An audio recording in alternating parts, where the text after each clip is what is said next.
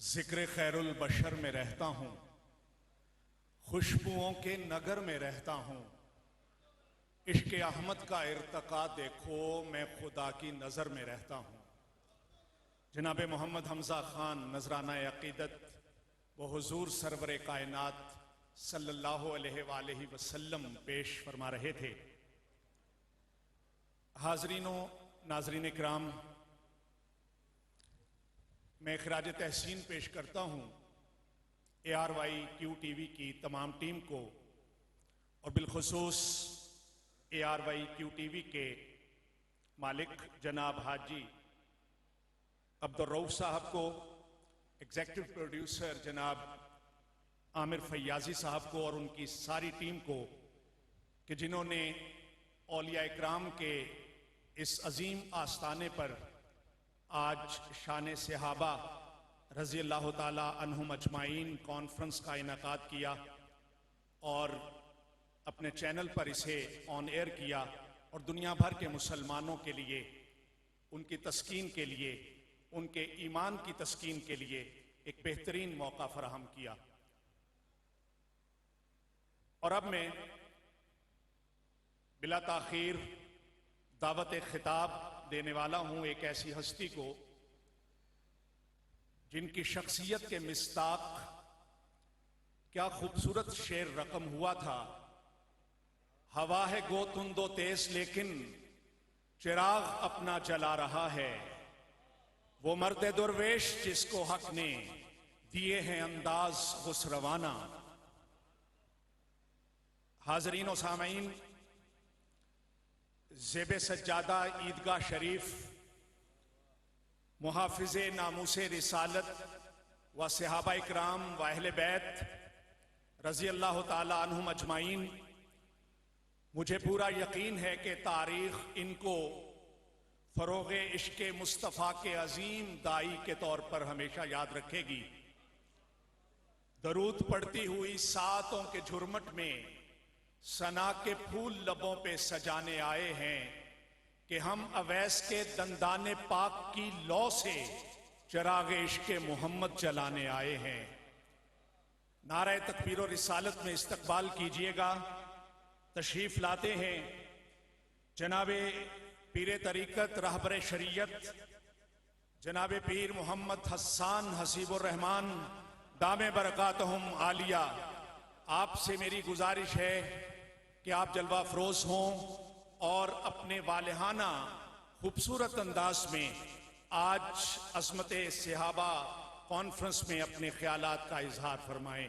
جناب پیر صاحبزادہ محمد حسان حسیب الرحمان دام برکاتہم عالیہ۔ الحمدللہ رب العالمین، والصلاة والسلام على سید الانبیاء والمرسلین، اما بعد فقد قال اللہ تبارک وتعالی فی القرآن الکریم: اعوذ باللہ من الشیطان الرجیم، بسم اللہ الرحمن الرحیم، محمد رسول اللہ والذین معه صدق اللہ العظیم وصدق رسولہ النبی الکریم۔ سچا ہے ہمارا مالک اور سچا ہے ہمارا خالق کہ سوا اس واحد و یکتا کے کوئی عبادت کے لائق نہیں،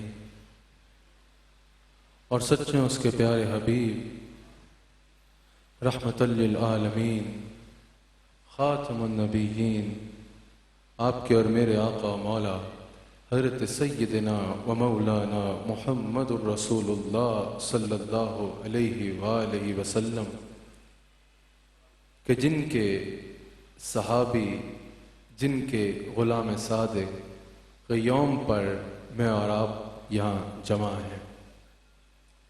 الحمدللہ میں ARYQ-TV کو اس عظیم عظمت صحابہ اور حضرت عثمان غنی رضی اللہ تعالیٰ عنہ کانفرنس کے انعقاد پر مبارکباد پیش کرتا ہوں۔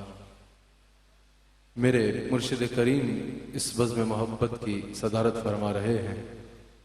حضرت ڈاکٹر قبلہ ایاز صاحب جو اسلامی نظریاتی کونسل کے چیئرمین ہیں اور بہت خوبصورتی کے ساتھ معاملات کو لے کے چلتے ہیں، تمام مکاتب فکر کی شخصیات ان کو قبول بھی کرتی ہیں، ان کا احترام بھی کرتی ہیں۔ آپ تشریف فرما ہیں، ڈاکٹر عبد الرحمن خلیل صاحب تشریف فرما ہیں، دیگر کئی شخصیات، ثنا خان احباب تشریف فرما ہیں۔ اللہ کریم ہم سب کی یہاں پر حاضری اپنی بارگاہ میں قبول فرمائے۔ میں نے تھوڑی دیر آپ سے کلام کرنا ہے۔ یاد رکھیے گا حضور علیہ الصلوۃ والسلام کے صحابہ کی محبت یہ کوئی آپشنل چیز نہیں ہے کہ اگر کسی کا دل مانے تو صحابہ سے محبت کر لے، اگر نہ مانے تو بس خاموشی سے گزر جائے۔ اگر حضور علیہ السلام کے صحابہ سے عقیدت اور محبت ہوگی تو انسان کے سینے میں ایمان کا نور آئے گا۔ حضور علیہ الصلوۃ والسلام کے تمام صحابہ کا احترام ہم پر لازم ہے۔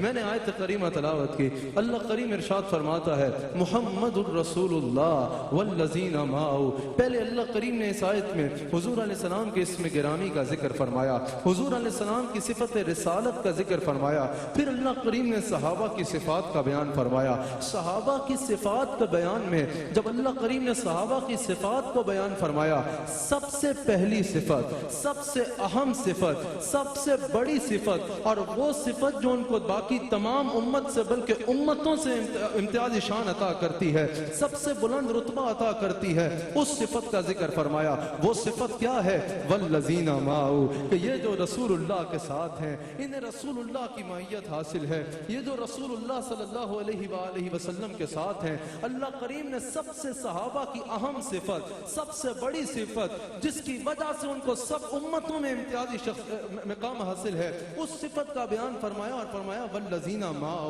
انہیں رسول اللہ کی معیت حاصل ہے۔ والذین معہ میں اللہ کریم نے صحابہ کی حضور علیہ السلام کے ساتھ رفاقت و معیت کا ذکر فرمایا۔ اب یہاں پر مفسرین والذین معہ کی تفسیر میں کہتے ہیں کہ یاد رکھیے گا حضور علیہ السلام کا رستہ ہی صراط المستقیم ہے، حضور کا رستہ ہی صراط المستقیم ہے۔ حضور علیہ السلام نے سطر کھینچی زمین پہ اور حضور نے فرمایا ھذا صراطی صراط المستقیم، یہ صراط المستقیم، یہ میرا رستہ ہے اور یہی صراط المستقیم ہے۔ صراط المستقیم کیا ہے؟ حضور کے نقش قدم پہ چلنے کا نام ہے، حضور کی اتباع کا نام ہے، حضور کی فرما برداری کا نام ہے، حضور کے نقش قدم پہ چلنے والا صراط المستقیم پہ چل رہا ہے۔ صراط المستقیم حضور کے پیچھے چلنے کا نام ہے۔ تو یاد رکھیے گا حضور علیہ السلام کا صراط المستقیم پہ ہونا یہ قطعی ہے۔ اور والذین معہ بتا رہا ہے، والذین معہ بتا رہا ہے کہ حضور علیہ السلام کے صحابہ کی حضور علیہ السلام کے ساتھ رفاقت اور معیت بھی نص قطعی سے ثابت ہے۔ تو مفسرین کہتے ہیں یہاں کہنا پڑے گا جن کی رفاقت نص قطعی سے ثابت ہے، جن کی رفاقت نص قطعی سے ثابت ہے، ان کا بھی نص قطعی پہ ہونا یقینی ہے، ان کا بھی صراط مستقیم پہ ہونا یقینی ہے، ان کا بھی صراط مستقیم پہ ہونا قطعی اور یقینی ہے۔ تو یاد رکھنا صحابہ کا صراط مستقیم پہ ہونا والذین معہ بتا رہا ہے کہ یقینی ہے، قطعی اور یقینی ہے کہ صحابہ صراط مستقیم پہ ہیں۔ اب صحابہ کی شان کے لیے والذین معہ بھی کافی تھا، والذین معہ بھی بہت تھا، لیکن اللہ کریم نے اس پہ اکتفا نہ فرمایا بلکہ آگے ان کی مزید شانوں کو بیان فرمایا، آگے ان کی مزید رفعتوں کو بیان فرمایا۔ اشداء علی الکفار رحماء بینہم، آگے آیت چلتی ہے، اللہ کریم نے ان کی مزید شانوں اور رفعتوں کا بیان فرمایا۔ تو پتہ چلا صحابہ ممدوح خدا بندی ہیں، ممدوح خدا بندی ہیں۔ یاد رکھیے گا وحی الہی ان کے کمالات میں رب اللسان ہے۔ پھر اسی آیت میں آگے اللہ کریم سورہ فتح کی آیت نمبر 29 میں اللہ کریم آگے ارشاد فرماتا ہے کہ ان کی عظمتوں کا بیان صرف قرآن میں ہی نہیں بلکہ سابقہ تورات و انجیل میں بھی ان کی عرفہ والا شان کا بیان ہے، ان کی عرفہ والا شان کا بیان ہے۔ اور گویا یہ جانثار مصطفیٰ، ان جانثاران مصطفیٰ کا ڈنکا ہمیشہ سے دنیا میں بج رہا ہے، ہمیشہ سے دنیا میں بج رہا ہے۔ اور پھر سنو رسول اللہ کی صحابہ کی محبت کتنی امپورٹنٹ ہے، حضور کے صحابہ کا کیا مقام ہے۔ میں نے کہا نا صحابہ کی محبت کوئی آپشنل چیز نہیں ہے۔ ایمان والا جب صحابہ کا ذکر آئے گا ادب و احترام سے اپنا سر جھکا لے گا، ادب و احترام سے اپنا سر جھکا لے گا۔ لیکن اللہ کریم نے پہلی صفت کیا بیان فرمائی؟ والذین والذین معہ، ان کی سب سے اہم فضیلت اور شان کیا ہے کہ ان کو رسول اللہ کی رفاقت حاصل ہے، انہیں رسول اللہ کی معیت حاصل ہے۔ آج اگر تمام اہل ایمان کو اکٹھا کر لو، تمام محدثین کو اکٹھا کر لو، تمام مفسرین کو اکٹھا کر لو، سارے غوث قطب ابدال اکٹھے کر لو، تمام اولیاء کو اکٹھا کر لو اور ایک پلڑے میں رکھو اور دوسرے پلڑے میں اس ایک صحابی کو رکھو جس کو زندگی میں صرف ایک بار حالت ایمان میں رسول اللہ کا دیدار ہوا ہے، رسول اللہ کی معیت ملی ہے، اس صحابی کا پلڑا بھاری ہوگا۔ آج ساری امت کو ایک طرف رکھ دو، حضور کے کسی ایک صحابی کے برابر نہیں ہو سکتی۔ حضور کے ہر صحابی کا مقام تمام امتوں سے افضل ہے، تمام امتوں سے افضل ہے۔ اس کی وجہ کیا ہے؟ اس کی وجہ کیا فقط ان کی نمازیں ہیں؟ نمازیں تو ہم بھی پڑھتے ہیں۔ اس کی وجہ کیا فقط ان کے روزے ہیں؟ روزے تو ہم بھی رکھتے ہیں۔ اس کی وجہ کیا صرف ان کے حج ہیں؟ حج تو ہم بھی کرتے ہیں۔ اس کی وجہ کیا صرف ان کی تلاوت ہے؟ اگر آج سارے حفاظ کو اکٹھا کر کے ایک طرف رکھ لو اور دوسری طرف رسول اللہ کا اس صحابی کو رکھو جس کو پورا قرآن بھی سننے کا موقع نہیں ملا، جس تک پورا قرآن بھی نہیں پہنچا، ساری امت کے حفاظ کو ایک طرف رکھ لو، اس صحابی کے برابر نہیں ہو سکتے، اس صحابی کے برابر نہیں ہو سکتے۔ پھر میں جاننا چاہتا ہوں وجہ کیا ہے؟ تمام حفاظ ایک طرف، وہ صحابی ایک طرف جس کو پورا قرآن سننے کا بھی زندگی میں موقع نہیں ملا، زندگی اتنی نہیں ملی۔ تمام امت کے نمازی ایک طرف، حضور کا صحابی ایک طرف، تمام امت کے حاجی ایک طرف، حضور کا ایک صحابی بھی ایک طرف۔ یہ وجہ کیا ہے؟ مقام کی وجہ کیا ہے؟ اللہ نے سب سے پہلی صفت میں باعث امتیازی شان کی وجہ بتا دی کہ وجہ یہ ہے والذین معہ، انہیں رسول اللہ کی رفاقت حاصل ہے، انہیں رسول اللہ کی رفاقت حاصل ہے۔ اسی کے ثبوت میں ایک حدیث پیش کرتا ہوں۔ حضور علیہ السلام رونق افروز ہیں، حضور علیہ السلام غزوہ پہ ہیں۔ ایک شخص حضور کی بارگاہ میں حاضر ہوتا ہے، عرض کرتا ہے اگر آپ پہ ایمان لے آؤں، میں آپ پہ ایمان لانا چاہتا ہوں، ایک ہے آپ کا رب مجھے کیا دے گا؟ حضور نے فرمایا جنت دے گا۔ اس روایت میں اس نے عرض کی کہ یا رسول اللہ میں آپ پہ ایمان لیتا ہوں، کلمہ پڑھا، حضور کے دامن رحمت سے وابستہ ہوا، مسلمان ہوا، اپنی سواری پر سوار ہوا، وہیں پہ گر کے فوت ہو گیا، وہیں پہ گر کے وصال فرما گیا، وہیں پہ فوت ہو گئے۔ حضور علیہ السلام نے صحابہ کو بلایا اور فرمایا اگر کسی کو جنتی دیکھنا ہے تو اس شخص کا چہرہ دیکھ لے۔ حضرت قبلہ پیر صاحب بکی شریف آپ تشریف فرما ہے، ڈاکٹر قبلہ ایاز صاحب تشریف فرما ہے، الحمدللہ ہمارے مرشد کامل تشریف فرما ہے۔ پوچھو ان علماء سے، پوچھو ان سے کہ اگر آج ساری امت کے حاجیوں کو ایک طرف رکھ دیا جائے تو کیا اس صحابی کے برابر ہو سکتے ہیں؟ ہرگز نہیں۔ آج ساری امت کے نمازیوں کو ایک طرف رکھ دیا جائے کیا اس صحابی کے برابر ہو سکتے ہیں؟ ہرگز نہیں۔ آج ساری امت کے حفاظ کو ایک جگہ رکھ دیا جائے کیا اس صحابی کے برابر ہو سکتے ہیں؟ ہرگز نہیں۔ وہ اس کو تو حالت ایمان میں چند لمحات ملے ہیں، پھر بھی ساری امت سے آگے مل کے بڑھ گیا۔ وجہ یہی ہے والذین معہ، ایمان لایا، ایک نظر فاطمہ کے بابا کو پیار سے دیکھا، اللہ تعالیٰ نے ساری امت سے بلند مقام عطا، ساری امتوں سے بلند مقام عطا فرما دیا۔ یہ ہے مقام صحابہ، یہ ہے شان صحابہ۔ اور یاد رکھنا حضور علیہ السلام کے صحابہ کا مقام اللہ اکبر بخاری میں موجود ہے۔ حضور علیہ السلام نے فرمایا خیر الناس قرنی، تمام لوگوں میں، اور یہاں ابن حجر اسقلانی کہتے ہیں فتح الباری میں کہ یہاں کرنی سے مراد صحابہ کرام ہیں۔ حضور علیہ السلام نے فرمایا تمام مخلوق، تمام انسانوں سے بڑھ کے شان والے میرے صحابہ ہیں، تمام انسانوں سے بہتر شان والے میرے صحابہ ہیں، تمام انسانوں میں انبیاء کے بعد امتوں میں جو بلند و بالا شانوں والا رتبہ ہے وہ صحابہ ہیں۔ یہاں بھی خیر الناس کی وجہ کیا ہے؟ حضور نے فرمایا کرنی، وجہ یہ ہے کہ انہیں میرا زمانہ ملا، میرے زمانے میں انہیں میرا قرب ملا، حضور علیہ السلام کے قرب ملا ان کو، اور اللہ نے ان کو تمام امتوں سے بلند رتبہ عطا فرما دیا، تمام امتوں میں سب سے بلند رتبہ عطا فرما دیا۔ صحیح مسلم میں یہ حدیث موجود ہے، حضرت ابو ہریرہ اس کے راوی ہیں۔ حضور نے فرمایا میرے صحابہ کو برا نہ کہو، پھر دوبارہ حضور نے فرمایا میرے صحابہ کو برا نہ کہو، مجھے قسم ہے اس کی کہ جس کے قبضہ قدرت میں میری جان ہے۔ صحیح مسلم میں حضور نے فرمایا مجھے قسم ہے اللہ کی جس کے قبضہ قدرت میں میری جان ہے کہ اگر تم احد پہاڑ کے برابر بھی سونا صدقہ کر دو اور صحابہ ایک مد یا آدھی مد جو صدقہ کرے، حضور علیہ السلام فرماتے ہیں ان کی آدھی مد جو کا صدقہ تمہارے احد پہاڑ کے سونے کے برابر صدقے پہ بھاری ہوگا. یہی وجہ ہے ہم کہتے ہیں کہ ساری امت کے سجدوں کی کمائی ایک طرف رکھ دو, رسول اللہ کے کسی ایک صحابی کے ایک سجدے کے برابر بھی نہیں ہو سکتی. یہ مقام ہے حضور علیہ الصلوۃ والسلام کے صحابہ کا. حضور علیہ السلام فرماتے ہیں, ترمذی میں حدیث موجود ہے کہ میرے صحابہ کے معاملے میں اللہ سے ڈرو, میرے صحابہ پہ ملامت نہ کرو. حضور علیہ السلام فرماتے ہیں ان سے میری وجہ سے محبت رکھو, کیونکہ جس نے ان سے بغض رکھا اس نے مجھ سے بغض رکھا, جس نے ان کو تکلیف دی اس نے مجھ کو تکلیف دی, جس نے مجھ کو تکلیف دی اس نے اللہ کو تکلیف دی, اور جس نے اللہ کو تکلیف دی وہ اللہ کی پکڑ میں آئے گا. حضور کے صحابہ کے معاملے میں اپنے عقیدے صاف رکھو, حضور کے صحابہ سے عقیدت و محبت اپنی جان سے زیادہ کرو, اسی دامن سے دامن مصطفیٰ ملے گا, صحابہ کے دامن سے ہی دامن مصطفیٰ تک رسائی ملے گی. امام حاکم اس کو نقل کرتے ہیں, حضور علیہ السلام فرماتے ہیں اللہ نے مجھے میرا انتخاب فرمایا, تمام مخلوق میں سے مجھے منتخب فرمایا, میرا انتخاب فرمایا, پھر اللہ کریم نے میرے لیے میرے صحابہ کا انتخاب فرمایا. حضور فرماتے ہیں کچھ کو اللہ نے میرا مددگار بنا دیا, کچھ کو اللہ نے میرے وزیر بنا دیا, کچھ کو اللہ نے میرے رشتہ دار بنا دیا.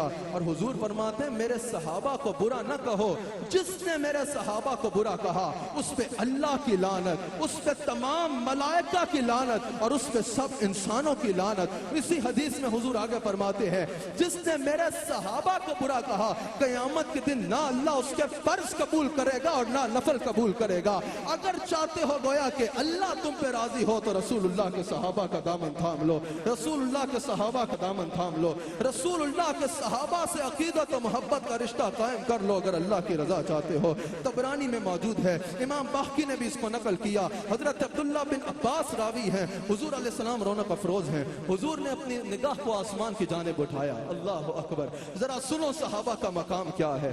حضور نے اپنی نگاہ کو آسمان کی جانب فرمایا اور حضور نے فرمایا ستارے آسمان والوں کی امان ہے. آپ کی توجہ ہے, بھرپور توجہ رکھو, صحابہ کا مقام اس حدیث سے سنو. حضور نے فرمایا ستارے آسمان والوں کی امان ہے. شہباز صاحب یہاں آگے تشریف لے آئیے. ستارے آسمان والوں کی امان ہے. پھر حضور نے فرمایا میں اپنے صحابہ کی امان ہوں. اللہ اکبر. حضور نے فرمایا اپنے صحابہ کی امان میں ہوں. امان پناہ گاہ کو کہتے ہیں. حضور نے فرمایا میں اپنے صحابہ کی امان ہوں, اور حضور نے فرمایا میری امت کی امان میرے صحابہ ہیں. آج امت اگر صحابہ سے منہ پھیر لے گی تو ضلالت کے سوا کیا ملے گا؟ جو صحابہ سے منہ پھیر لے گا اسے پریشانی اور سوال کے سوا کیا ملے گا؟ اگر چاہتے ہو عروج ملے, اگر چاہتے ہو پناہ ملے, اگر چاہتے ہو اللہ راضی ہو جائے تو اپنی پناہ کا دامن تھام لو, اور وہ صحابہ اکرام ہیں, وہ صحابہ اکرام ہیں. صحابہ اکرام حضور نے فرمایا میری امت کی پناہ میرے صحابہ ہیں, میری امت کی پناہ میرے صحابہ سے ہے. اللہ اکبر. حضور علیہ الصلوۃ والسلام کے صحابی حضرت عبداللہ بن عمر رضی اللہ تعالیٰ عنہ ارشاد فرماتے ہیں کہ حضور علیہ السلام کے صحابہ کو برا مت کہو, کیونکہ حضرت عبداللہ بن عمر فرماتے ہیں تمہارے صحابہ کی زندگی کا ایک لمحہ ایک طرف اور تمہاری ساری زندگی کے اعمال ایک طرف, تمہاری ساری زندگی کے اعمال بھی صحابہ کی زندگی کے ایک لمحے کے برابر نہیں ہو سکتے, صحابہ اکرام کی زندگی کے ایک لمحے کے برابر بھی نہیں ہو سکتے. حضرت عبداللہ بن عمر رضی اللہ تعالیٰ عنہ حدیث کے راوی ہیں, ترمذی میں یہ حدیث موجود ہے. حضور علیہ السلام نے ارشاد فرمایا تم جس کو بھی دیکھو کہ وہ میرے صحابہ کو برا کہہ رہا ہے تو فقولوا, امر کا صیغہ ہے. حضور علیہ السلام نے فرمایا کہ اس کو کہو لعنت اللہ علی شرکم, تمہارے شر پہ اللہ کی لعنت ہو, تمہارے شر پہ اللہ کی لعنت ہو. ناظرین و حاضرین, اس بات کو جان لیجئے, اس بات کو غور سے سن لیجئے کہ قرآن کریم صحابہ اکرام نے حضور علیہ السلام سے سنا, صحابہ اکرام نے حضور علیہ السلام سے سنا اور اپنے سینوں میں بسایا. پھر وہ صحابہ ہی تھے جنہوں نے قرآن کو جمع کر کے ایک کتاب کی صورت میں اکٹھا کرنے کے لیے کمیٹی بنائی. وہ صحابہ ہی تھے جو کمیٹی میں آیات کو اکٹھا کر رہے تھے. وہ صحابہ ہی تھے جو آ کے آیات پیش کر رہے تھے جو انہوں نے حضور علیہ السلام سے سنی. وہ صحابہ ہی تھے جو اس پر گواہی دے رہے تھے, اور وہ صحابہ ہی تھے جنہوں نے جمع کر کے قرآن کو ایک کتاب کی صورت میں امت کو تحفہ دیا, امت کے لیے اکٹھا کیا ایک کتاب کی صورت میں. اور حدیث جتنی ہیں حضور علیہ السلام کی وہ سب صحابہ سے مروی ہیں، سب صحابہ سے مروی ہیں، اور یہ تو اللہ ہے، یہ تو اللہ ہے جو ان کی شان بیان فرما رہا ہے، یہ تو وہ ہیں جن کی شانوں کو اللہ خود قرآن میں بیان فرماتا ہے، کہیں فرماتا ہے ہم المؤمنون حقا، ہم المؤمنون حقا، کہیں فرماتا ہے ہم الصادقون، کہیں فرماتا ہے ہم الصدیقون، کہیں فرماتا ہے ہم الراشدون، کہیں فرماتا ہے ہم الفائزون۔ وہ اللہ ہے جو کبھی انہیں پکا مومن اور حق پہ کہتا ہے، وہ اللہ ہے جو انہیں صادق کہتا ہے، وہ اللہ ہے جو انہیں صدیق کہتا ہے، وہ اللہ ہے جو انہیں ہدایت کا ستارہ کہتا ہے، وہ اللہ ہے جو انہیں کامیاب کہتا ہے۔ جس کی شان اللہ نے قرآن میں یوں بیان کی ہو، دنیا میں اس پہ کوئی ہزار باتیں کر لے، اس کی شان میں کوئی کمی نہیں آتی۔ یاد رکھیے گا حضرت امام تختاوی ارشاد فرماتے ہیں کہ صحابہ کی محبت، ہم صحابہ سے محبت کرتے ہیں اور صحابہ کا ذکر ہمیشہ خیر سے کرتے ہیں، ہمیشہ خیر سے صحابہ کا ذکر کرتے ہیں، کیونکہ صحابہ کی محبت دین ہے، صحابہ کی محبت ایمان ہے، صحابہ کی محبت احسان ہے۔ اگر ایمان چاہتے ہو تو صحابہ اکرام سے محبت کرو اور حضور علیہ السلام کے صحابہ کا دامن تھام لو، حضور علیہ السلام کے صحابہ کا دامن تھام لو۔ اور آج جن کا ذکر کر کے ہم اپنے ایمان کو مضبوط کرنے کی خاطر یہاں جمع ہیں، آج جن سے عقیدت کے اظہار کی خاطر ہم یہاں جمع ہیں، آج جن کی بارگاہ میں ہدایہ عقیدت پیش کرنے کی خاطر ہم یہاں جمع ہیں، وہ کون ہیں؟ وہ داماد رسول ہیں، حضرت سیدنا عثمان غنی رضی اللہ تعالیٰ عنہ، جن کے بے شمار القاب میں سے ایک لقب ذو النورین ہے، کیونکہ حضور نے آپ کو دو نور عطا فرمائے ہیں۔ اور امام بحقی فرماتے ہیں پوری دنیا میں یہ حضرت عثمان غنی کی امتیازی شان ہے، کیونکہ پوری دنیا میں کسی شخص کو یہ اعزاز حاصل نہیں ہوا کہ کسی نبی کی دو بیٹیاں اس کے گھر ہوں۔ عثمان غنی اس ذات کا نام ہے کہ امام الانبیاء نے اپنی دو شہزادیاں عثمان غنی کو عطا فرمائی، امام الانبیاء کی دو شہزادیاں حضرت عثمان غنی کے گھر کی زینت بنی۔ حضرت عثمان غنی کا سلسلہ نسب بھی 5 پشتیں پیچھے جا کے جناب عبد مناف کے ذریعے حضور علیہ السلام سے ملتا ہے، اور والدہ کی جانب سے بھی آپ کو یہ نسبت حاصل ہے کہ حضرت عثمان غنی کی نانی حضور علیہ السلام کی پھوپھی تھی۔ جہاں بے شمار نسبتیں حاصل ہیں، وہ نسبی طور پہ یہ بھی نسبت حاصل ہے نسبی قرابت میں۔ حضرت عثمان غنی خود فرماتے ہیں میں نے اسلام قبول کرنے سے پہلے بھی پاکیزہ زندگی گزاری، میں نے کبھی زنا نہیں کیا، میں نے کبھی شراب نہیں پی، میں نے کبھی چوری نہیں کی، میں ہمیشہ برائی سے نفرت کرتا تھا، اور اسلام قبول کرنے سے پہلے بھی اللہ نے جو مجھے مال عطا فرمایا تھا میں اس سے غرباء کی مدد کرتا تھا۔ پھر آپ نے افضل البشر بعد الانبیاء بالتحقیق حضرت سیدنا صدیق اکبر رضی اللہ تعالیٰ عنہ کی دعوت پہ اسلام قبول کیا، اور آپ چوتھے مسلمان ہوئے۔ یاد رکھنا حضرت عثمان غنی کی بے شمار فضیلتوں میں ایک فضیلت، اہم ترین فضیلت یہ ہے کہ وہ داماد رسول ہیں۔ حضور علیہ السلام نے اپنی عزت والی بیٹی حضرت رقیہ سلام علیہا آپ کو عطا فرمائی، آپ کے نکاح میں عطا فرمائی، اور نور الابصار میں یہ حدیث موجود ہے۔ حضور فرماتے ہیں میں نے وحی الہی سے اللہ کے حکم سے اپنی عزت والی بیٹی رقیہ کا نکاح عثمان غنی سے کیا ہے، عثمان غنی سے کیا ہے۔ جب حضور علیہ السلام غزوہ بدر پہ تشریف لے کے جا رہے تھے، ویسے تو اسلام قبول کرنے کے بعد حضرت عثمان غنی اپنے وقت کا بیشتر حصہ حضور علیہ السلام کے ساتھ گزارا کرتے، سفر و حضر میں حضور کے ساتھ ہوتے، غزوات میں حضور کے ساتھ ہوتے، آپ کی کوشش ہوتی کہ زیادہ وقت حضور علیہ السلام کی خدمت میں گزارے۔ جب حضور بدر کے لیے روانہ ہو رہے تھے، حضرت عثمان غنی حضور علیہ السلام کے ساتھ جانے کے لیے تیار تھے، لیکن حضور کی شہزادی حضرت رقیہ سلام علیہا علیل تھی۔ حضرت عثمان غنی کی زوجہ حضور کی پاک شہزادی حضرت رقیہ سلام علیہا علیل تھی۔ حضور علیہ السلام نے حضرت عثمان سے فرمایا عثمان تم یہاں رکو، تم اپنی زوجہ کی، میری شہزادی کی خدمت کرو، در حقیقت تم اللہ اور اس کے رسول کی خدمت میں ہوگے، در حقیقت تم اللہ اور اس کے رسول کی خدمت میں ہوگے۔ حضرت عثمان غنی حضور کے حکم پر رک گئے، غزوہ کے لیے ساتھ روانہ نہ ہوئے۔ یہاں سب صاحب علم مسلمان بیٹھے ہیں، بتائیے اصحاب بدر کی تعداد کتنی ہے؟ اصحاب بدر کی تعداد کتنی ہے؟ 313۔ ان 313 میں حضرت عثمان غنی بھی شامل ہیں۔ اصحاب بدر کی تعداد 313 پوری نہیں ہوتی جب تک عثمان غنی کو شامل نہ کیا جائے۔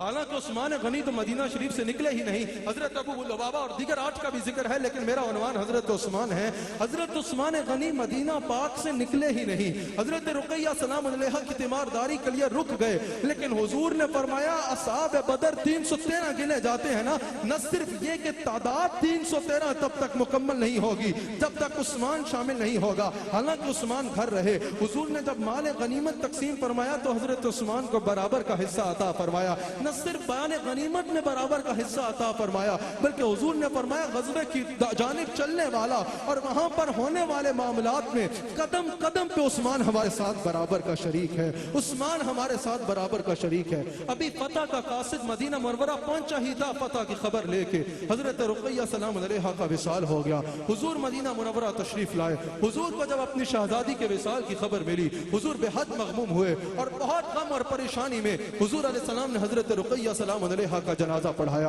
اس کے بعد حضرت عثمان غنی نے ہنسنا چھوڑ دیا, آپ نے مسکرانا چھوڑ دیا. ہر وقت آپ کی آنکھوں میں آنسو رہتے اور آپ مغموم رہتے. ایک مرتبہ حضرت بلال حبشی رضی اللہ تعالیٰ عنہ نے حضرت عثمان غنی سے عرض کی کہ حضور آپ ہر وقت مغموم رہتے ہیں, ہر وقت آپ کی آنکھوں میں آنسو رہتے ہیں, آپ پریشان رہتے ہیں, اس کی وجہ کیا ہے؟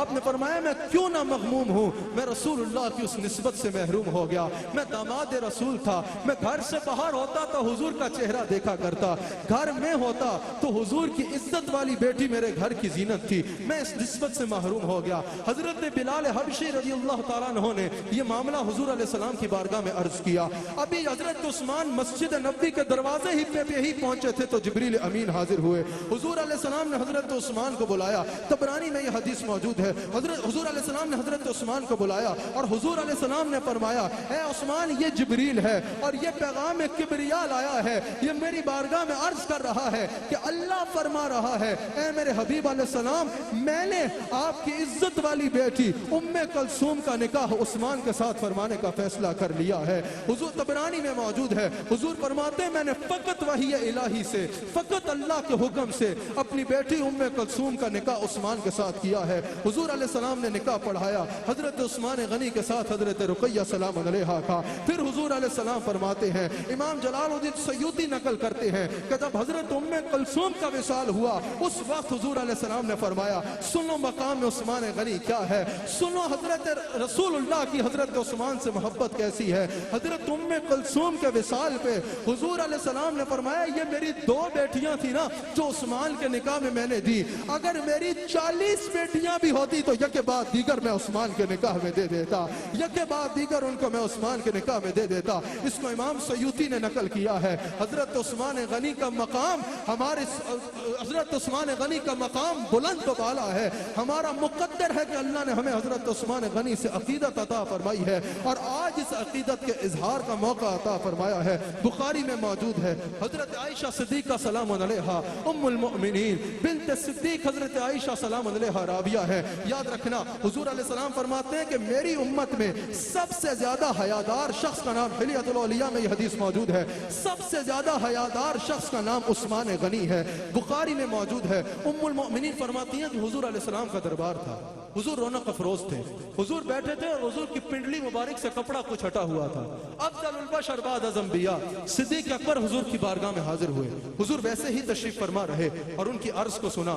حضرت عمر فاروق حاضر ہوئے, حضور ویسے ہی تشریف فرما رہے اور ان کی عرض کو سنا. ام المؤمنین فرماتی ہیں جیسے ہی عثمان آئے حضور نے اپنی پنڈلی کو ڈھانپ لیا. میں نے بعد میں سوال کیا کہ یا رسول اللہ صلی اللہ علیہ وآلہ وسلم میرے والد ابو بکر آئے, میرے والد ابو بکر آئے, آپ ویسے ہی تشریف فرما رہے. عمر آئے, آپ ویسے ہی تشریف فرما رہے. عثمان کے آتے ہی آپ نے پنڈلی کو ڈھانپ لیا. حضور نے فرمایا عائشہ میں اس سے حیا کیوں نہ کروں جس سے اللہ کے فرشتے بھی حیا کرتے ہیں, جس سے اللہ کے فرشتے بھی حیا کرتے ہیں. حضور نے فرمایا گویا کہ عثمان مجھ سے میرا اتنا ادب کرتا ہے اور مجھ سے اتنی محبت کرتا ہے اور اتنا حیادار ہے کہ اگر میں یہ نہ کرتا تو عثمان ادب اور حیا کے بیچ میں چپ ہی رہ جاتا. جو بات کرنے آیا ہے وہ کر ہی نہ سکتا, جو بات کرنے آیا ہے وہ کر کر ہی نہ سکتا۔ حضور علیہ السلام فرماتے ہیں، حلیۃ الاولیاء کی حدیث میں نے بیان کی کہ میری امت میں سب سے زیادہ حیادار شخص کا نام عثمان غنی ہے۔ جیسے آپ کی شان بے مثال ہے اپنے انداز میں، جیسے آپ کی حضور سے قربت بے مثال ہے اپنے انداز میں، جیسے آپ کی حیا بے مثال ہے اپنے انداز میں، ویسے ہی آپ کے اخلاق کے بارے میں تاریخ خلفاء میں موجود ہے۔ صحابہ کہتے ہیں کہ اخلاق میں حضور علیہ السلام کا سب سے زیادہ مشابہ اگر ہم نے کسی کو دیکھا ہے تو عثمان غنی کو دیکھا ہے، عثمان غنی کو دیکھا ہے۔ حضرت عثمان غنی کی شان خود حضور نے بیان فرمائی ہے، امام حاکم نقل کرتے ہیں، حضرت طلحہ حدیث کے راوی ہیں۔ حضور علیہ السلام فرماتے ہیں کہ ہر نبی کا جنت میں کوئی نہ کوئی رفیق ہوگا، جنت میں جو میرا رفیق ہے اس کا نام عثمان غنی ہے۔ سنو کیا مقام ہے حضرت عثمان غنی کا، سنو کیا مرتبہ ہے حضرت عثمان غنی کا۔ حضرت سہل بن سعد رضی اللہ تعالیٰ عنہ حضور کی بارگاہ میں حاضر ہیں، امام حاکم نے اس کو نقل کیا۔ حضرت سہل بن سعد نے حضور سے پوچھا، یا رسول اللہ کیا جنت میں روشنی ہوگی؟ سننا عثمان غنی کا مقام کیا ہے۔ یا رسول اللہ کیا جنت میں روشنی ہوگی؟ حضور نے فرمایا، مجھے قسم ہے اس کی کہ جس کے قبضہ و قدرت میں میری جان ہے، جب عثمان جنت میں جائے گا ساری جنت عثمان کی روشنی سے چمک اٹھے گی، ساری جنت عثمان کی روشنی سے چمک اٹھے گی۔ حضرت عثمان غنی کی عقیدہ دل میں بسا لو، ترمذی میں موجود ہے۔ حضرت جابر کہتے ہیں کہ حضور کی بارگاہ میں ایک جنازہ رکھا گیا، عرض کی یا رسول اللہ اس کا جنازہ پڑھائیں۔ حضور نے فرمایا میں نہیں پڑھا، حضور نے فرمایا میں نہیں پڑھاتا اس کا جنازہ۔ اللہ اکبر۔ شفیع المذنبین رحمت للعالمین نے فرمایا کہ میں اس کا جنازہ نہیں پڑھاتا، نہیں پڑھاؤں گا اس کا جنازہ۔ عرض کی یا رسول اللہ اس کی وجہ کیا ہے؟ حضور علیہ السلام نے فرمایا یہ عثمان کا دل دکھاتا تھا، یہ میرے عثمان کا گستاخ تھا، یہ عثمان کا دل دکھاتا تھا، اس لیے میں اس کا جنازہ نہیں پڑھاؤں گا۔ اگر چاہتے ہو کہ حضور کی شفاعت ملے تو حضرت عثمان کا ادب اور محبت اپنے دل میں بسا۔ یہ وہ عثمان ہے، حضور فرماتے ہیں عثمان غنی وہ ہے کہ قیامت کے دن 70,000 لوگ وہ جن پہ جہنم واجب ہو چکی ہوگی، عثمان شفاعت کر کے انہیں جنت میں لے کے جائے۔ اب اپنی بات کے اختتام کر رہا ہوں، اختتام پہ لے کے جا رہا ہوں۔ آپ کے مزاج پہ حضرت عثمان کا مقام بیان کرتا ہوں۔ حضرت عثمان کی جہاں شان بے مثال ہے نا، وہاں آپ کا عشق رسول بھی بے مثال ہے، آپ کا عشق رسول بھی بے مثال ہے۔ حدیبیہ کے مقام سے جب حضور علیہ السلام نے، قاضی عیاض مالکی نے بھی اس کو تفسیر سے شفا میں نقل کیا، دیگر کئی کتب یا حدیث میں موجود ہے، حضور علیہ السلام نے جب حضرت عثمان کو بھیجا کہ جاؤ مکہ میں ڈائیلاگ کی خاطر، اللہ اکبر، قبلہ یاز صاحب کیا ہی منظر تھا وہ حضرت عشق رسول کا، حضرت عثمان غنی۔ جب حضور نے بھیجا کہ جاؤ ڈائیلاگ کی خاطر مکہ میں، اہل مکہ نے کہا کہ نہیں، اس مرتبہ ہم رسول اللہ کو یہاں آنے کی اجازت نہیں دیں گے، اگلی بار سے۔ لیکن عثمان آپ تو مکہ میں آ گئے ہو، آپ نے تو احرام بھی پہنا ہے، آپ مکہ میں آ بھی گئے ہو، آپ کعبے کا طواف کر لو، آپ کو کوئی نہیں روکے گا۔ اچھا اب کیا حضور نے منع فرمایا تھا کہ عثمان تم نے طواف نہیں کرنا جب تک میں نہ کروں؟ نہیں، جو سچا عشق ہوتا ہے نا وہ عاشق کو خود ہی رستے بتاتا ہے، عشق خود ہی عاشق کا استاد بن کے اس کو عشق کے رستے دکھاتا ہے۔ حضور نے منع نہیں کیا تھا کہ طواف نہیں کرنا۔ حضرت عثمان غنی کو انہوں نے کہا کہ رسول اللہ کو آنے کی اجازت نہیں ہے، لیکن عثمان یہ ہے سامنے کعبہ، تم نے احرام پہنا ہے، کر لو جیسے عبادت کرنی ہے، تمہیں کعبے کے طواف سے کوئی نہیں روکے گا۔ اللہ اکبر۔ حضرت عثمان سے بڑھ کے کعبے کا عاشق کوئی ہوگا؟ پیدا ہوئے تو مکہ میں ہوئے، پرورش پائی تو کعبے کے سائے میں پائی، لیکن قربان جاؤں عثمان غنی تیرے جواب پہ، تیرے جواب نے بتا دیا عبادت کا مرکز کعبہ ہے لیکن ایمان کا مرکز فاطمہ کا بابا۔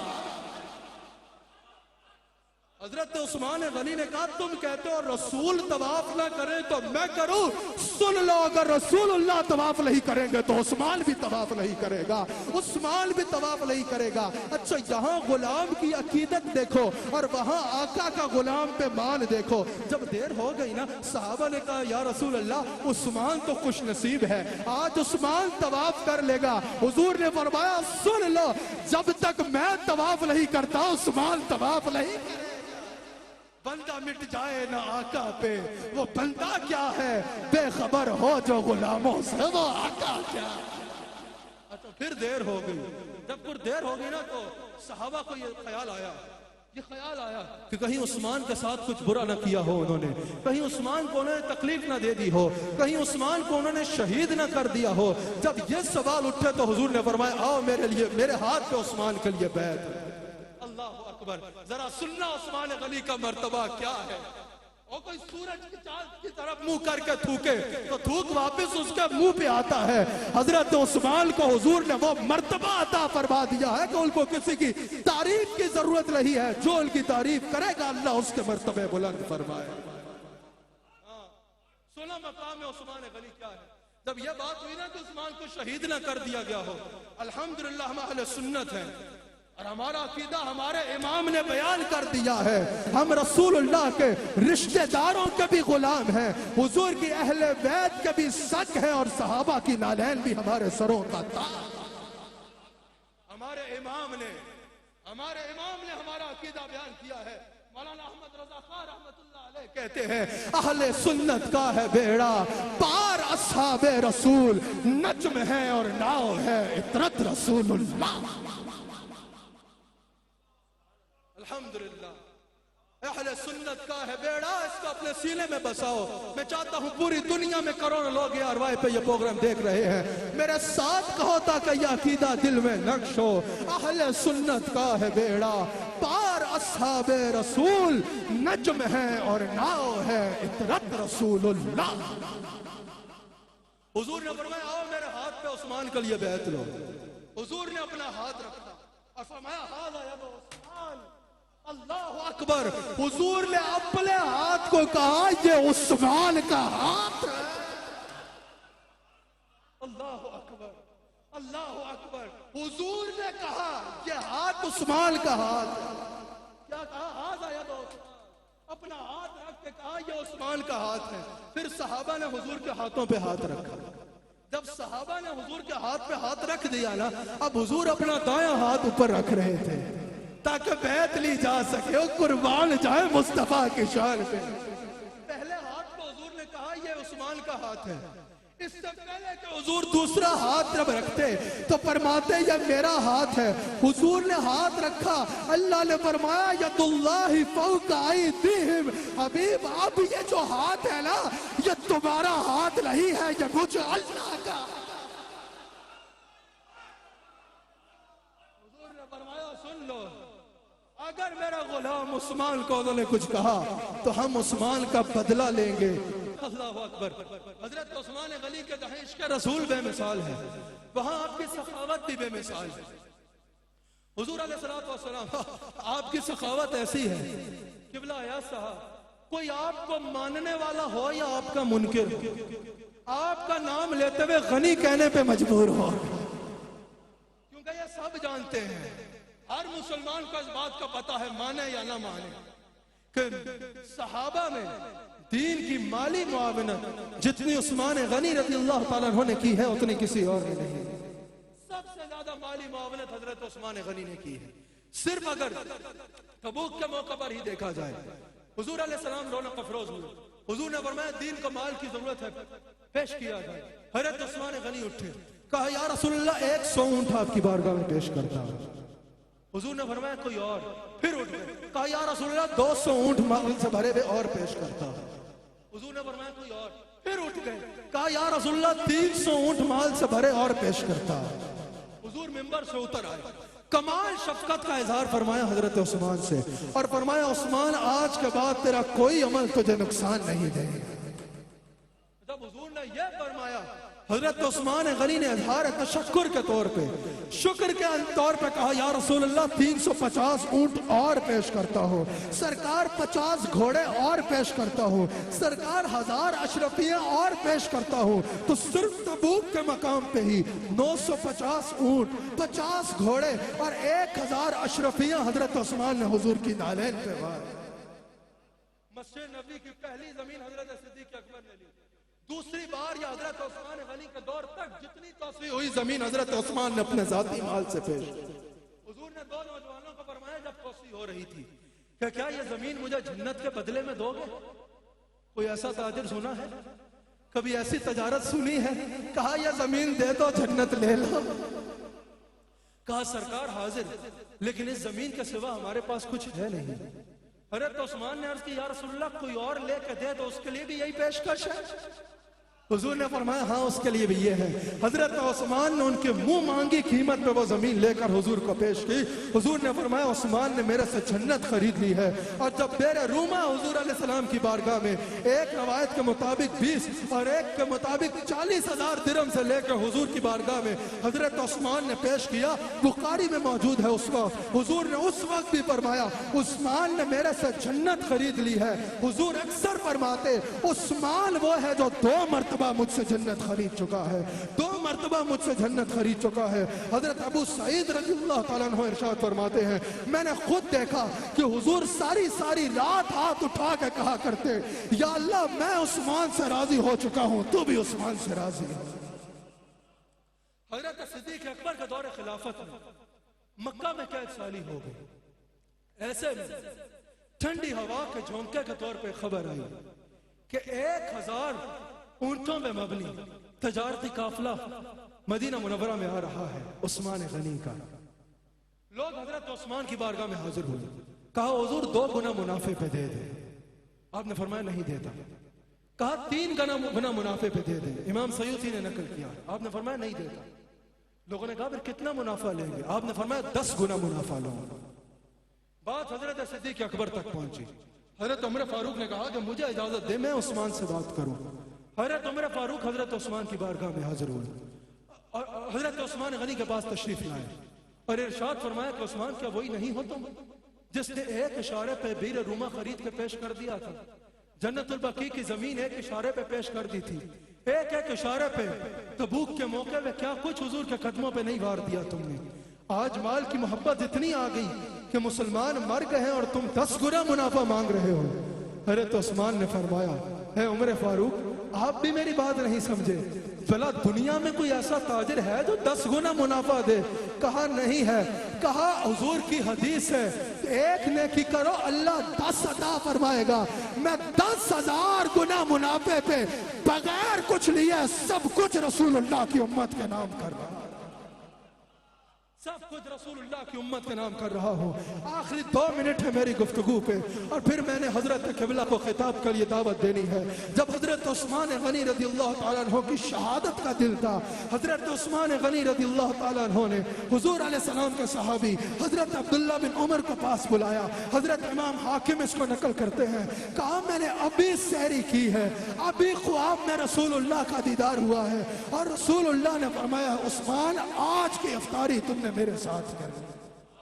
اللہ آخری بات ذرا غور سے سنو، حضور نے فرمایا کہ میری قبر انور سے لے کر جب میں اپنی حیات کا وہ انداز اپناؤں گا جس میں حضور آج زندہ ہیں، میں جب قبر انور کے اندر جلوہ گر ہوں گا اور جب عثمان کی وفات ہوگی میری قبر اور عثمان کی قبر کے درمیان جتنی قبریں ہوئی سب بغیر حساب کے جنت میں جائیں۔ یہ تو حضور نے فرما دیا۔ جب حضرت عثمان کا وصال ہوا تو مولا کائنات زوج بطول حضرت علی ارشاد فرماتے ہیں اگر میرا بس چلے نا تو میں چکا عثمان دی میت اور دنیا دے آخری کونے چ دفنا ہوا تاکہ ساری امت بغیر ہے۔ اللہ تعالی ہم سب کو اصحاب رسول اور آل رسول کا وفادار رکھے۔ محترم جناب قبلہ ایاز صاحب اپنے خیالات کا اظہار فرمائیں گے اور ہمارے شیخ کامل دعا فرمائیں۔ نحمده ونصلي على رسوله الكريم فأعوذ بالله من الشيطان الرجيم بسم الله الرحمن الرحيم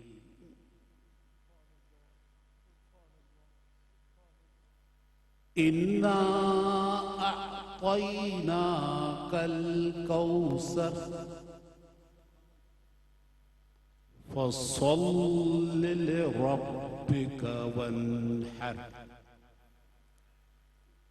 إن شانئك هو الأبتر بسم الله الرحمن الرحيم إذا جاء نصر الله والفتح ورأيت الناس يدخلون في دين الله أفواجا ورأيت الناس يدخلون في دين الله أفواجا فسبح بحمد ربك واستغفر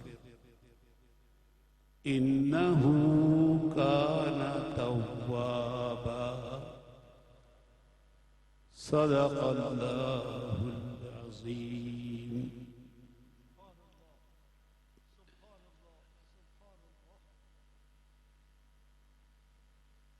میزبان خصوصی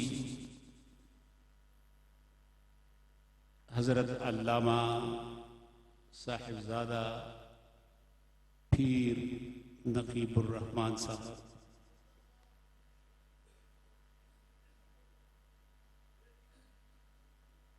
میزبان خصوصی جناب صاحبزادہ حسان حسیب الرحمان صاحب، اے آر وائی کی جناب عبدالرؤف صاحب، مکمل ٹیم جو اس وقت موجود ہے، اور اس علاقے کی بے انتہا جید معزز مکرم معززین عمائدین، اس وقت آدھی رات ہے، 12 بجے کا ٹائم ہے،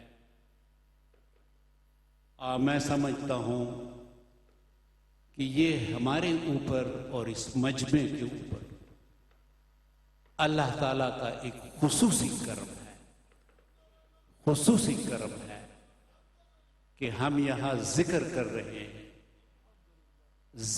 رہے ہیں کائنات کی عظیم ترین شخصیت رسول اکرم صلی اللہ علیہ وسلم، اور ہم مناقب بیان کر رہے ہیں ان عظیم شخصیات کی کہ جنہوں نے رسول اکرم صلی اللہ علیہ وسلم کا دور پایا،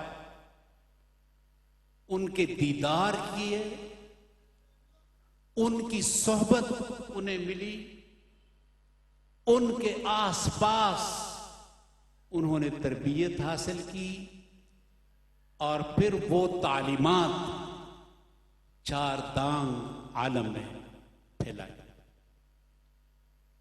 اور آج الحمدللہ ہم 1450 سال گزرنے کے باوجود ایک بے انتہا خوبصورت سچے دین کے ساتھ منسلک،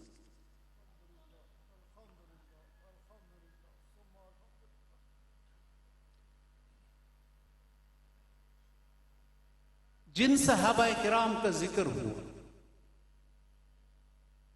اور جس خوبصورت طریقے سے ہوا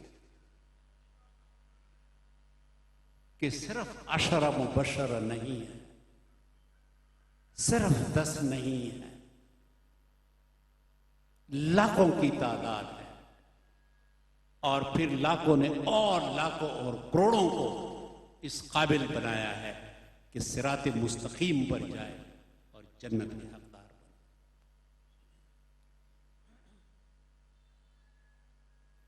سلسلہ چل، صحابہ کرام، تابعین، تبع تابعین، اسلاف، اور پھر ایک سلسلہ، اور یہ سلسلہ الحمدللہ الحمدللہ آج تک جاری۔ میں آپ کو بتاؤں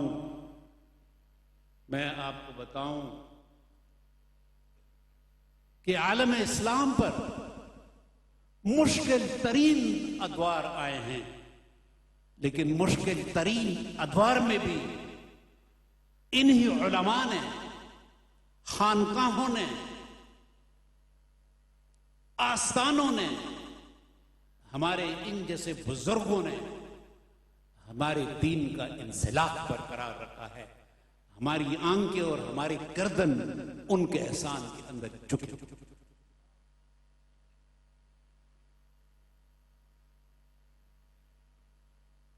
اسلامی تاریخ میں بہت دیر ہو رہی ہے، میں زیادہ وقت نہیں لوں گا، میں کچھ اضافہ نہیں کر سکتا جناب صاحبزادہ حسان حسیب الرحمان صاحب کی خوبصورت تقریر کے اوپر، لیکن میں آپ کو کچھ تاریخی واقعات کی طرف لے جاتا ہوں. 1258 آج 2020 ہے، تقریباً 800 سال کے لگ بھگ کا عرصہ مسلمانوں پر منگول غالب آ گئے، تاتار بغداد کے اندر آ گئے. تاتاروں نے مسلمانوں کے خلیفہ کو گدے کی کال میں سی لیا اور بغداد کی سڑکوں پر اس کو فٹ بال کی طرح ٹھڈے مارے اور قتل کر دیا، کیونکہ ان کو یہ وہم تھا کہ اگر خلیفہ کا خون بہے تو یہ نحوست ہے. مسلمانوں کی حالت یہ تھی کہ ایک منگول سپاہی ایک قطار مسلمانوں کو کڑا کر کے کہہ دیتا تھا کہ تم انتظار کرو، کڑے رہو کہ میں تلوار لے آؤں تم سب کو قتل کر دوں، اور وہ اس انتظار میں کڑے رہتے کہ منگول سپاہی آ کے ان کی گردن کاٹ.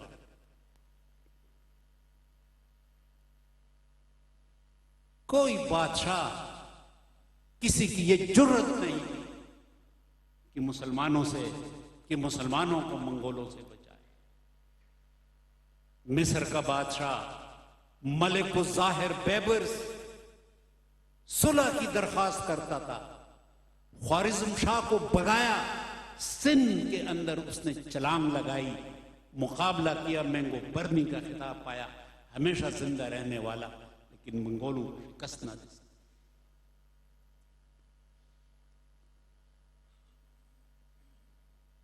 اس وقت اسلام کو بچانے کے لیے، مسلمانوں کو بچانے کے لیے، اسلامی ورثے کو بچانے کے لیے، تراث کو بچانے کے لیے، کتابوں کو بچانے کے لیے، جو ہمارا علمی ورثہ تھا، اس وقت کون آئے، کیا حکمت کی؟ اس وقت یہی ہماری خانقاہیں آئیں، یہی ہمارے بزرگ آئے. انہوں نے امن کے ذریعے، محبت کی تعلیمات کے ذریعے، حسن تعامل کے رویے کے ذریعے منگول فوجوں کے اندر گھس گئے. اور ایک وقت ایسا آیا کہ منگول مسلمان ہو گئے. قلیچ خان پہلا بادشاہ تھا جو تصوف کے راستے، جو خانقاہوں کے راستے، جو ہمارے بزرگوں کے راستے مسلمان ہوا اور اسلام کا اور مسلمانوں کی حفاظت کا دائی. پاس با مل گئے کعبے کو صنم خانے سے. جو چیز تلواریں نہ کر سکیں، جو چیز بادشاہ نہ کر سکے، جو کام سلطنتیں نہ کر سکیں، وہ کام اس وقت کے حضرت پیر نقیب الرحمان صاحب نے.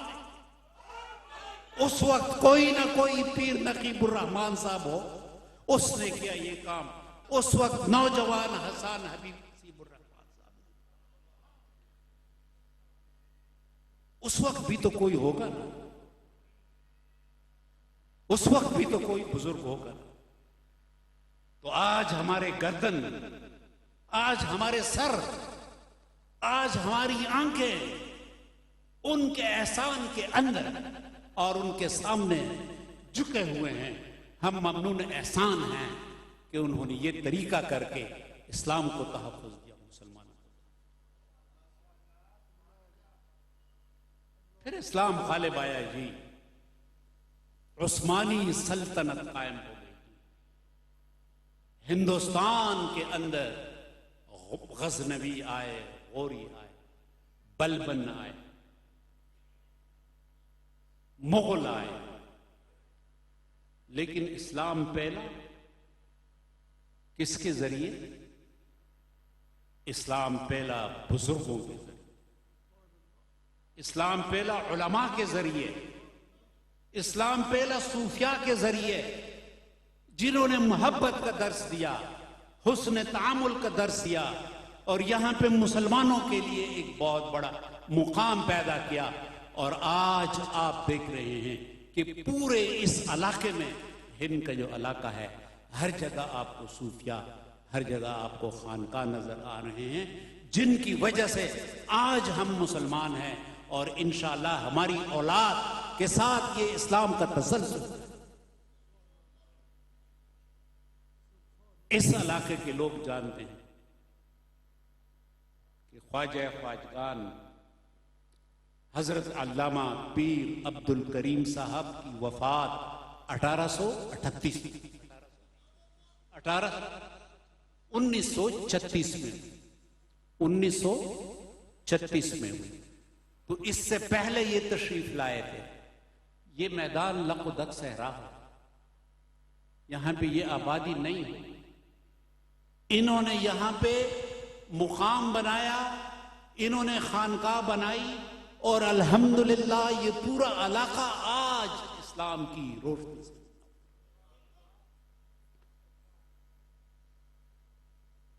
پھر 1917 کا ایک دور روس کے اندر ہمارے تاریخی علاقے تاترستان، ازبکستان، قازقستان 1936 میں وصال ہوا تھا، لیکن اس سے پہلے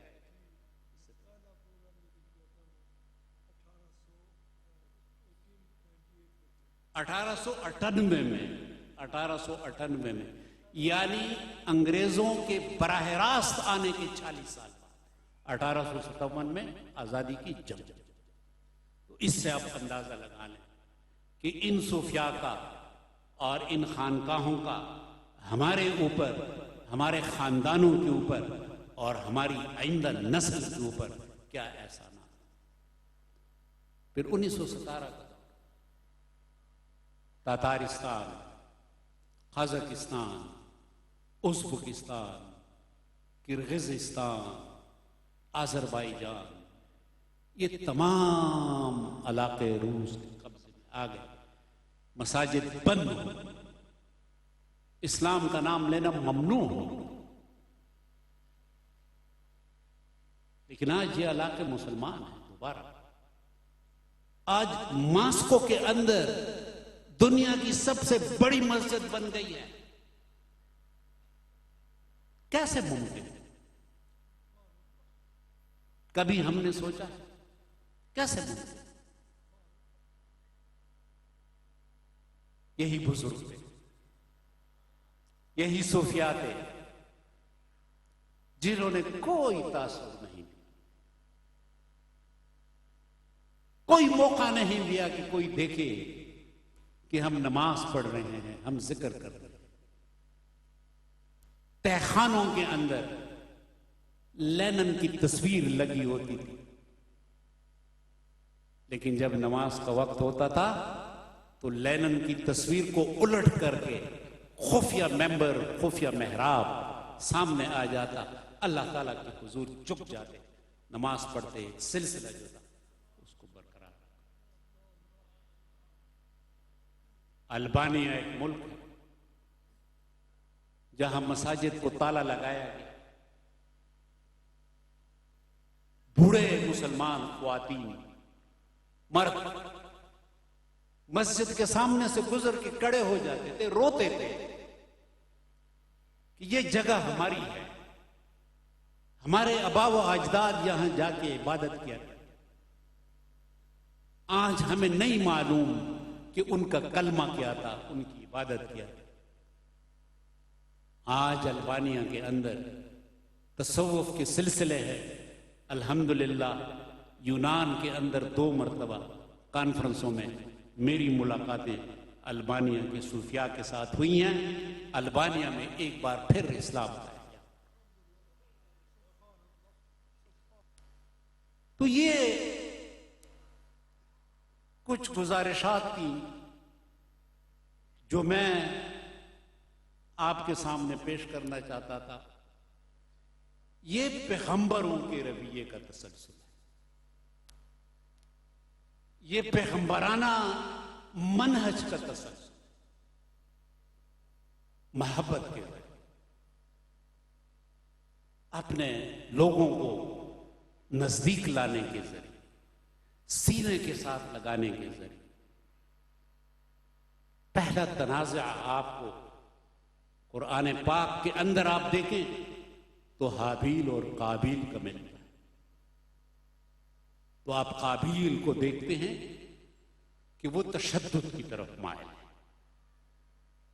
وہ جبر کی طرف مائل ہے، وہ زبردستی کی طرف مائل ہے۔ حابیل امن کا نمائندہ ہے، حسن تعامل کا نمائندہ ہے۔ وہ ان سے فرماتا ہے کہ تم مجھے قتل کرنے کی کوشش کرو بھی، میں اپنا ہاتھ تمہارے قتل کے لیے دراز نہیں کروں، انی اخاف اللہ۔ اللہ سے اللہ تعالی کے نزدیک پسندیدہ ترین کردار اور شخصیت قرآن پاک کے اندر کس کی بنی؟ حابیل کی بنی، قابیل کی۔ پھر پیغمبرانہ انداز یوسف علیہ السلام کا دیکھیں کہ وہ بھائی کہ جنہوں نے ان کو کنویں میں پھینکا، کہ جنہوں نے آپ کو قتل کرنے کی کوشش کی اور اپنے والد صاحب کو بتا دیا کہ بھیڑیے کھا گئے ہیں، وہ عظیم والد حضرت یعقوب علیہ السلام کا کردار، ان کو علم تھا کہ یہ کہانی بنا ہے، لیکن صبر اور استقامت کا ایک پہاڑ، جرت کا اور عظمت کا ایک پہاڑ۔ لیکن جب یوسف علیہ السلام مصر کے اندر صاحب اقتدار ہوئے تو وہ بھائی بھی آئے، ان کو بھی غلے کے اندر حصہ دیا کہ جن بھائیوں نے آپ کو کنویں میں پھینکا۔ پھر جس طریقے سے ہم نے منگولوں سے دیکھا کہ مسلمانوں کو بچایا گیا، تو یہ میں کہتا ہوں کہ یہ پیغمبرانہ منہج ہے۔ ہم پیغمبروں کے اندر بھی اس منہج کو ڈھونڈ سکتے ہیں۔ حضرت موسیٰ علیہ السلام، سب کو کہانی معلوم ہے، تفصیل میں جانے کی ضرورت نہیں۔ فرعون، نرینہ اولاد بنی اسرائیل کی قتل کر حکم ملا کہ اس شہر سے نکل جاؤ۔ موسیٰ علیہ السلام نے بنی اسرائیل کو مصر سے نکالا، ایک آدمی کا خون نہیں بہا، پورے قبیلے کو بچا دیا فرعون کے جبر سے اور فرعون کے ظلم سے اور فرعون کے استبداد سے۔ کس حکمت کے ذریعے، کس حسن تعامل کے ذریعے، کس تدبیر کے ذریعے؟ وہی تدبیر کہ جو ہمارے صوفیاء نے اختیار کی، ہمارے بزرگوں نے اختیار کی، ہمارے علماء نے اختیار کی، منگولوں سے اسلام کو بچانے کے لیے، منگولوں سے مسلمانوں کو بچانے کے لیے، منگولوں سے اسلامی تراث کو بچانے۔ اور پھر رسول اکرم صلی اللہ علیہ وسلم، جس کی محفل سے آج ہم نے اپنی زبانیں ترک کر لی، آج ہمارے دل منور ہو، اتنی خوبصورت تقریریں ہم نے سنی۔ حضرت صاحبزادہ میرے لیے تو ایک چھوٹے بھائی سے کم نہیں، میں نے ان کی بہت غیر جذباتی، بہت علمی تقریریں سنی، لیکن آج کی جو تقریر اس موقع کی مناسبت سے انہوں نے کی وہ دل کے اندر جانے والی باتیں،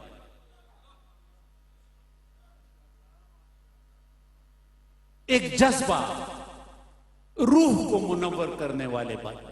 میں تو صلحاء کا، علماء کا، صوفیاء کا ایک خادم ہوں، ان کی محفلوں میں بیٹھ کر کچھ سیکھ لیتا ہوں، وہی جو کچھ سیکھتا ہوں وہ اپنے ساتھیوں اور دوستوں کے سامنے پیش کرتا ہوں۔ یہی باتیں آج اس نیم شب کے موقع پہ آپ کے سامنے پیش کی۔ ایک بار پھر میں اپنے بے انتہا عظیم بزرگ حضرت مولانا پیر نقیب الرحمان صاحب، اپنے چھوٹے بھائی حضرت حسان حسیب الرحمان صاحب اور ARY کی پوری ٹیم کا اور اس عظیم مجمع کا شکریہ ادا کرتا ہوں کہ انہوں نے میری یہ ٹوٹی پھوٹی باتیں انتہائی اطمینان اور سکون کے ساتھ سنی۔ اللہ تعالی ہم سب کا حامی و ناصر ہو، وآخر دعوانا ان الحمدللہ رب العالمین۔ ابھی جناب ڈاکٹر قبلہ ایاز چیئرمین اسلامی نظریاتی کونسل تاریخ کے آئینے میں صوفیاء کرام کا کردار اسلام کی اشاعت میں اس حوالے سے گفتگو فرما رہے تھے، اور اب اس محفل پاک کے اختتام پر میں درخواست کرتا ہوں شیخ طریقت جناب پیر محمد نقیب الرحمان صاحب کو آج کی اس تقریب کے اختتام کا باقاعدہ اعلان فرمائیں۔ دعا سے پہلے ایک منٹ ذکر، اور اس سے پہلے یہ جو کچھ آپ نے سنا یہ خوب اچھے طریقے سے ذہن میں رکھیں۔ ہم سب کو ضرورت اس وقت اس چیز کی ہے کہ ہم ان پاک ہستیوں کے ساتھ اپنی عقیدت اور اپنے تعلق کو مضبوط سے مضبوط تر رکھیں۔ یہ ہماری اپنی بھلائی اور بہتری کے لیے ہے۔ جیسے قبلہ شاہ صاحب نے فرمایا، قبلہ صاحب سے آپ نے سنا کہ یہ ہماری ضرورت ہے کہ ہم ان چیزوں کو اچھے طریقے سے سمجھ کر اور ایمان کو مضبوطی کے ساتھ، ایمان کی پختگی کے لیے، ایمان کی مضبوطی کے لیے بہت ضروری ہے کہ ہم باادب رہیں۔ ہم ان ہستیوں کے ساتھ اپنی عقیدت، اپنی محبت کا رشتہ مضبوط سے مضبوط تر کریں۔ قبلہ صاحب کی یہ کاوشیں 100% اسی لیے ہیں کہ ہم راہ ہدایت پہ رہیں، صراط مستقیم کے اوپر رہیں، اور اپنے دل کو پاک صاف رکھ کے کوشش اس صبر کی کرتے رہیں کہ ہمارا تعلق جہاں آقا علیہ الصلوۃ والسلام کے ساتھ مضبوط سے مضبوط تر ہو۔ اور کس خوبصورت ترین گفتگو ہو چکی، بات کرنے کی ضرورت نہیں ہے۔ میں صرف یہ کہنا چاہتا ہوں کہ ادھر آ کے بیٹھنا، یہ سننا، اسے اچھے طریقے سے ذہن میں بٹھائیے، اور اس وقت قرب قیامت کے فتنوں میں آپ سب امبیسڈر بنیں، اپنے دین کے امبیسڈر بنیں، اور ہر جگہ یہ پیغام محبت، یہ پیغام امن کا، اسے لے کر جہاں تک ہو سکے بھرپور کوشش کے ذریعے سے اسے پھیلائیں۔ آگ بجھانے کی کوشش کریں، آگ لگانے والوں میں مت شامل ہو۔ فتنوں کو ختم کرنے کی کوشش کریں، فتنہ پیدا کرنے والوں میں نہ ہو۔ فساد کو امن میں تبدیل کرنے کی ضرور کوشش کریں، فسادیوں میں شامل مت ہو۔ جھگڑے کی جگہ پر دوستی کرانے کی تو ضرور کوشش کریں، لیکن جھگڑا کرانے والوں میں مت شامل ہو۔ یہی خانقاہی پیغام تھا، ہے اور رہے گا۔